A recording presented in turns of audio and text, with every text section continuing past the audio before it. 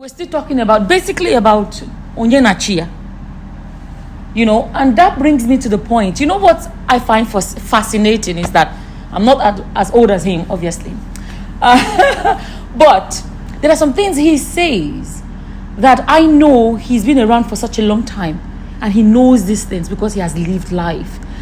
And I am not going to. This is not arrogance. I'm actually kind of beginning to appreciate the fact that I believe that mentally I'm actually up there as well, because a lot of the things he says is like how I reason about life. When he's talking about Onyenachia, it's like you and, how do I say it in English? Like your guardian angel. Yeah, but it's almost basically, it's like life is an individual journey. Watch my videos, I've said it a lot. And when I talk about Japa-da, life is a learning experience. True. Up to the very day you die. Exactly. You can learn from a child. You can learn. Yeah, true. You have to be open-minded. Yeah, that's it. That's it. You don't have to. You don't have to be old until you know. Then I want to tell you something very important. Yeah, give me a second. I want to make this point because I think it's important for my viewers. Right. So when some people say somebody didn't say this and she didn't say that, I don't have to say anything to anybody about my decisions, about why I decided to Japa-da. I don't have to. I can share my story about, okay, I've Japa-da'd.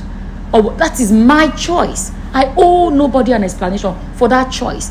It's going back to that thing about Onyenachia. It is my life. So you have to ask yourself, where is your own chi guiding you? Like, where is your own life leading you to? You don't have to do it because I did it or Baba Balogun did it. No, you have to do it because who are you and what is your life about? I have never... You understand? You're right. You understand? I've never in any way said Ezioku, Otoni. Yes. So I really wanted to emphasize on that. So for you, your own life ended up being that you Japa-da'd. Well, no, I lived where I'm supposed to live. Yeah, that's what I'm saying. He came back home. Expression. Yeah, is a thing people say now. Is a term people use now. So he came back home for many years now. As someone has traveled far and wide and is educated, is exposed. There's no place like home. You hear that? Okay, but I think now no place as home is becoming very easy to say. It is no. Sometimes people don't see the deeper meaning into that. But you see, the quality of life has deteriorated in Nigeria. People are stressed. They don't have time to read. People don't read. But would you say your life in France and your life in Nigeria, if you have to say the difference? Well, there things are better organized. Right? True. And the public facilities are there. When we were children or when we were young in Nigeria, you could get medical treatment virtually free of charge. You used to buy a card to go to general hospital, 1 and 6 or 2 shillings to buy the card. With that card, you'll be treated by a doctor that day, no matter who you are. And they will supply you free medication from the hospital pharmacy in Nigeria. Wow. And even then, if you're admitted for treatment in the hospital, it costs virtually nothing. And we didn't have oil, but we had more careful administrators. They're not thief people like now. I will name some of them. I would name thief people. All right. But no, I want you to go to the point of, in spite of the fact that things are not as good as they used to be in Nigeria, you still saw the need to come to Nigeria for the rest of your life. There's something from Shakespeare. Sweet are the uses of adversity. You're not meant to be comfortable all your life now. There must be times when the shoe pinch. There must be times. Okay, let me tell you something very funny. When I came back home, my children have never seen me enter kitchen before or know how to go to the market or anything. It's just, Daddy, come to table. Okay? So they thought that I wasn't eating. They can't think of how, But I taught myself to cook. I go to the market and buy things and so on. Because his wife didn't come back with him. Okay. Yeah. No, but it's not my wife doing everything. We have a housekeeper. We had a wonderful chef from Benin Republic who are also, you see, in my childhood, the servants are part of the family.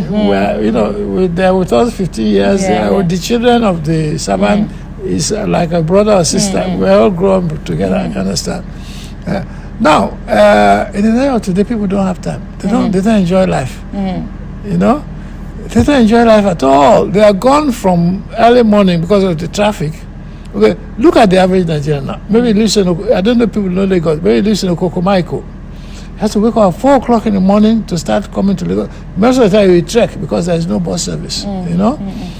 When he get to his office around 9, he's exhausted. He starts sleeping in the office, not doing any productive work.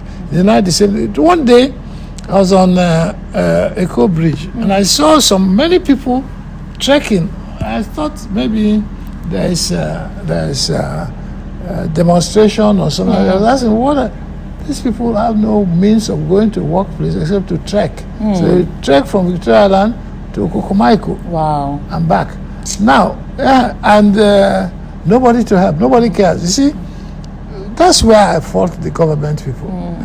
Because in the pre-colonial Africa, a leader or a chief or a king is the father of his people. He has to think of their welfare. He has to care about them. Right? But these people, they're only there to steal. Greed. There's too much greed now. And the worst part of it is that they cannot spend that money. Yeah, in their lifetime. It is too much. Too much. They cannot say, okay, look at Desiani. Not only she stole billions, she brought her boyfriend to steal billions as well. The woman is very wicked though. But she's going through something now.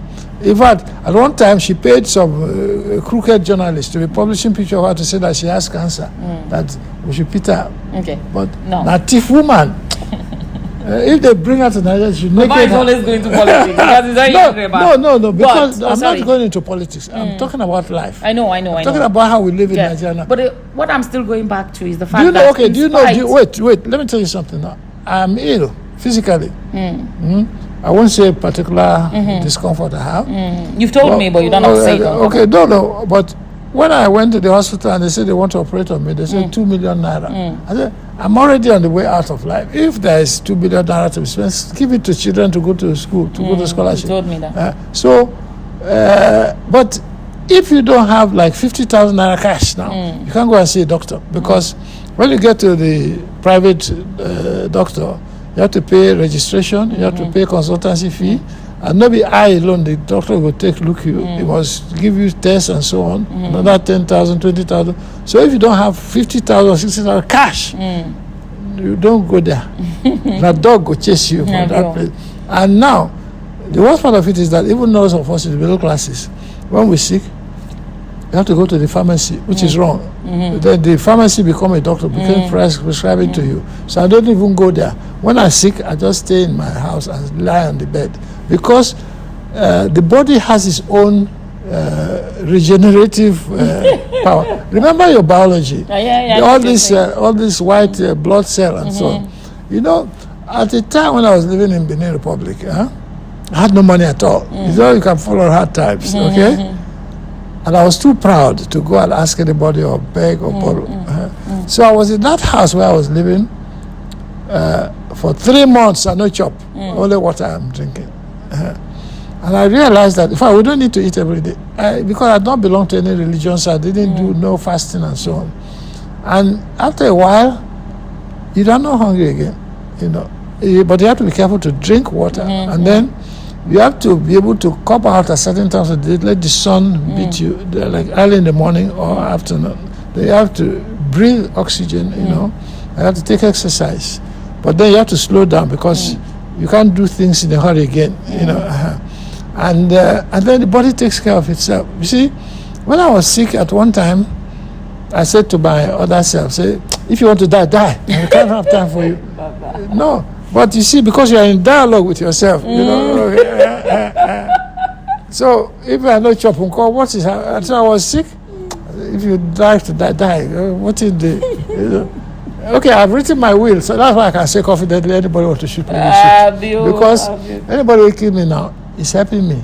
Because that is the end of all my arthritis and back and all that. The other day, about some years ago, I was in Abuja.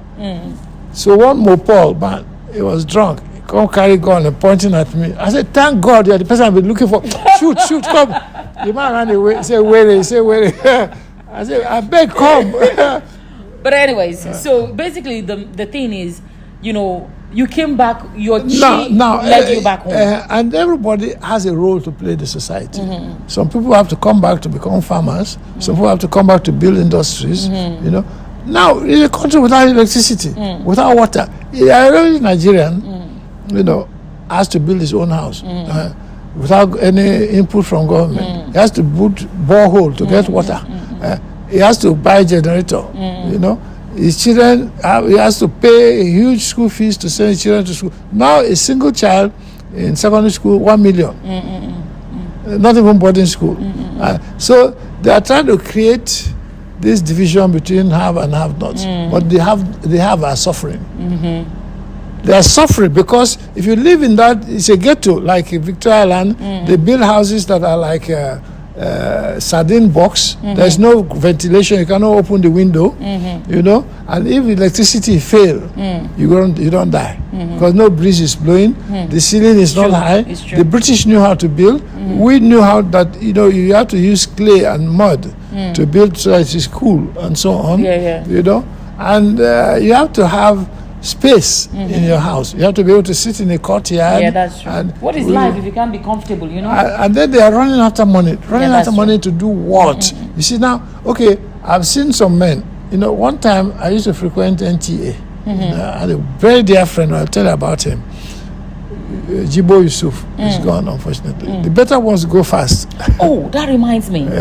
There was something that you told me you did where you invited all your friends. Yes. To say goodbye. Let's not skip. Let's finish this Japa thing. Right. So basically, even though in France you had a better life, I have electricity, I have public transport. Yeah, but you knew when to come home. I didn't know when to come home. No, whatever happened, when it happened, you knew to go home. That is it. Because the message was clear to me that you're losing your route. I've lost. You're losing your route. And you've come home and you feel so at home.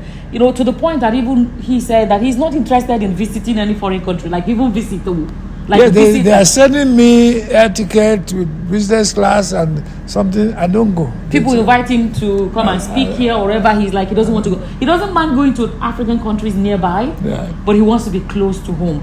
And you know, some. But I'm at home in any other African country. We're one people. Yeah. Let me teach your viewers something. Okay. Yeah. I want you to learn something. You know, which I've taught a lot of people now. When you meet each other, you have to tell them one Nigeria, one country, one hope, one destiny, one love. I think you meant to say one Africa. No. Africa is one. You know, you go say Africa go win. Okay. Nigeria go win. Okay. This somebody is talking of something of hope. Which hope? What can there be hope when you don't have water to drink? You don't have, you know. Okay. Even in the highbrow area of Lagos. Yeah. They don't have water. They don't have clean water. Oh yeah, like there's no, like he doesn't have good water. Victoria Land doesn't have water. Yeah, you know, and so on. But anyways, but you see, the people who live in Nigeria are living in opulence. They live in big house with electricity at government expense. You know. So to close on the Japa aspect, there's one interesting story that I want him to share with you guys. But you know, to close on the Japa part of it, when that time came for him to go home, he obeyed. Right. And went home, and he has not regretted it, and he's been in Nigeria. Well, there's no time. Well, there's no time in life to regret. What are you going to regret? Okay, yeah. First of all, let me teach you another thing. One of my friends said, I learned it from my friend. You know, the past is another country, and your visa has expired for that country. You can't go back. Yeah. You have to create in the present and go forward. Yeah, you know, that's true. You have to go forward. Yeah, that's true. Forward ever. Yeah. Backward never. Yeah. So yeah. No surrender. No, that's yeah. So yeah, he's traveled far and wide. His wife is white. His children. No, my wife is not white. My wife is French. Is French. Okay, that is how he likes to say it.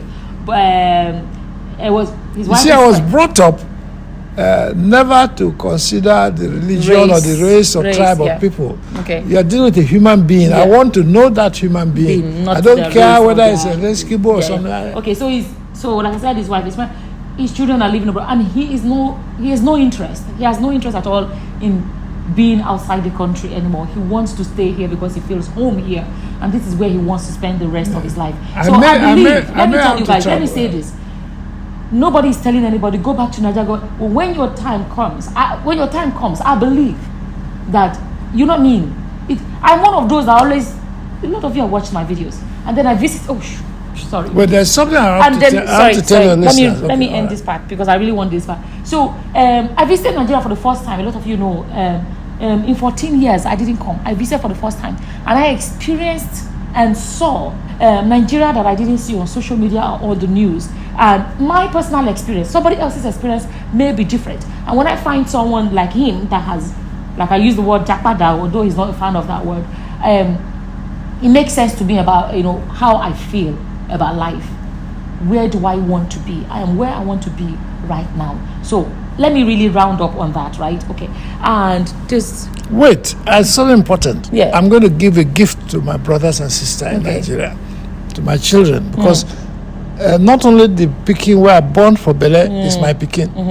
I have children. I have people I'm helping. his children too.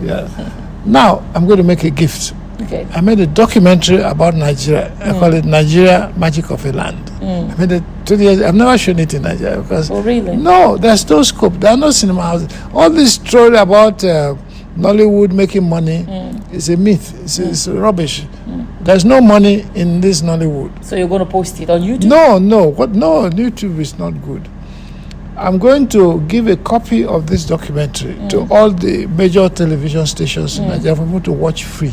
Because it's a film that tells the story of Nigeria in 30 minutes. It's an exploit. When I showed it in the Museum of Modern Art in New York, the people were amazed. They said, but is this Nigeria? Because all they're hearing about Nigeria is misery, is something, people dying of hunger. Nigeria is a beautiful land. Nigeria is beautiful. We have wonderful costumes. Okay, look at what I'm wearing now. You know that the Chinese people. Have you seen what I'm wearing? Okay, Chinese people. I'm going to make a separate video and show you guys mine. All right. My. Do you know I make clothes out of a hobby. I cook. Okay. I'm a very good cook. My children thought that I would be dying of hunger. Yeah, you told me that. All right, but now, very important. We should know. We should love each other. Nigerians don't love each other anymore. I tell you a story from my childhood. We were living in the East. So we were coming to Lagos for the first time. I was about maybe 8 years old. Of course, my father was a wealthy man. He had a car, he had a big car. So when we left home in Aba to travel to Lagos, it's a one-day journey. So I was worried. I said, where are we going to eat? Where are we going to have lunch? In those days, they have this 6-decker or 4-decker kind of flask. For, I know. I said, my father said, don't worry. So when we got to Benin City, which is about halfway, he just went to the nearest house that looked decent on the main road and knocked. Wow. Those days, we didn't fear each other. So they opened the door. I said that we're a traveler passing through and we want permission to sit in their sitting room to eat our food. You know, those people never allowed us to eat our own food. Wow. They felt that it was not. Women are weirdo people. You want to try us? But it's all over Nigeria. Now, they cook food for us. Wow. And fed us. And was your father driving? No, of course he had a driver. What was it in those? I'm just curious about what it was. We had a driver. Oh, he lived with us in the servants' quarters. And my sister and I used to run to eat in his house. We call his food pepe. Wow. Because our parents don't eat that kind of food, Okay. So we used to love each other then. That's what you're saying. Nigerians used to love each other. And even now, we are supposed to love each other. Okay, I'll tell you two stories. Sometimes I go to visit them in the police station near my house. Alakwa police station. So about a week ago, just many examples. 2 days ago, I saw some people come to give complaint. I said, but why are you coming to the police? You are wasting police time. I told the policemen either to drive them away or lock them up. Because go and settle. Police is supposed to be for serious matter like armed robbery and so on. You can't come and say that my child abused somebody there, I tore the cloth and so on and so forth. You're supposed to settle that among yourselves now. Wisdom must prevail. There was something just now I was saying I wanted you to end with. I remember that. What's that? Oh, there was something I was like, I lost it. Okay, you don't know old age. No, let me tell you what we should end on. No, but there was something just now I said, oh, there's that story and his interesting story. To me, it made a lot of sense, right? Yes, he gathered all his friends that he has known for all his life, family and friends, and say goodbye. Not because he's dying today and tomorrow, because he knows that end will come. And he believes, if I don't say correctly, let me know.